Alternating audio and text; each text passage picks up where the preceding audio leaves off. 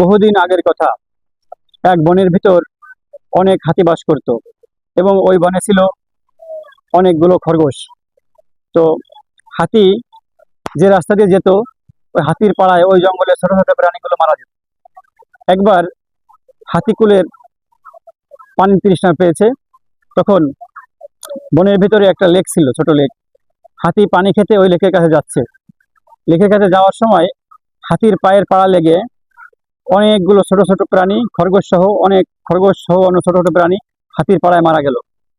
তখন খরগোশের ভিতরে ছোট্ট একটা খরগোশ ছিল, সে খুব ছিল বুদ্ধিমান। সে চিন্তা করলো কি, যে আজ যদি আমরা এইভাবে হাতি প্রতিনিয়ত এই পানি খেতে আসে এই লেকে, তো আমরা তো আস্তে আস্তে ছোট ছোট প্রাণীগুলো মারা যাব। তখন সে বুদ্ধি করে হাতির কানে কানে গিয়ে বলল, হাতি, আপনি তো অনেক বড় প্রাণী, তো আপনি কি জানেন ওই লেকে যে পানি খাওয়া আপনার নিষেধ?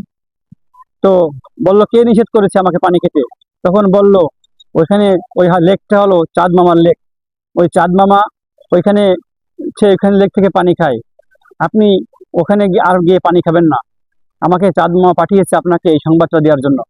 তো হাতি শুনে, হাতির একটু রাগ হলো যে আমি ওখানে পানি পান করব, কিন্তু এখানে এসে একটা ছোট্ট খরগোশ আমাকে পানি খেতে নিষেধ করছে, আবার বলছে চাঁদ মামার লেক। তো সে চিন্তা করলো কি, এবং খরগোশকে বলল, চলো তো যাই দেখি চাঁদ মামার লেক কিসের লেক।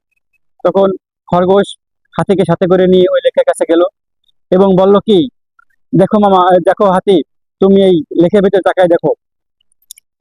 তখন তাকায় দেখলো আকাশ থেকে যে চাঁদ, সেই চাঁদের সে প্রতিবিম্বটা, প্রতিচ্ছবিটা সে লেকের ভিতরে পড়ছে। তখন হাতি তাকায় দেখলো যে এখানে একটা চাঁদ দেখা যাচ্ছে। তখন খরগোশ বলল, আমি কি তোমাকে মিথ্যা কথা বলেছি? দেখছো না, তুমি দেখেছো যে এখানে সেই চাঁদ দেখা যাচ্ছে, এই চাঁদের হচ্ছে এই লেক। তখন হাতি দেখলো এবং ফিরে আসলো। ফিরে এসে সমস্ত হাতিকে ডেকে বলল যে ওই লেক থেকে আর পানি খাওয়া যাবে না, কারণ ওই লেকটা ছিল, ওই লেক হচ্ছে চাঁদের লেক। চাঁদ, আমরা যদি এখান থেকে লেক থেকে পানি পান করি, তো চাঁদ আমাদেরকে অনেক ক্ষতি করে ফেলবে, আমাদেরকে এই হাতির বনের ভিতরে সব হাতিকে মেরে ফেলবে। এই কথা শুনে আর হাতি ওই লেক থেকে পানি খেতে যেত না। এবং ওই বনের ভিতরে, যে ওই জঙ্গলের ভিতরে ছোট ছোট যে প্রাণীগুলো ছিল, তখন তারা বেঁচে গেল। এবং ছোট্ট এই খরগোশের বুদ্ধি দেখে সব প্রাণী তখন হতভম্ব হয়ে গেল, হতবাক হয়ে গেল। বলল যে কি কত সুন্দর একটা বুদ্ধি দিল আমাদের খরগোশ। ধন্যবাদ।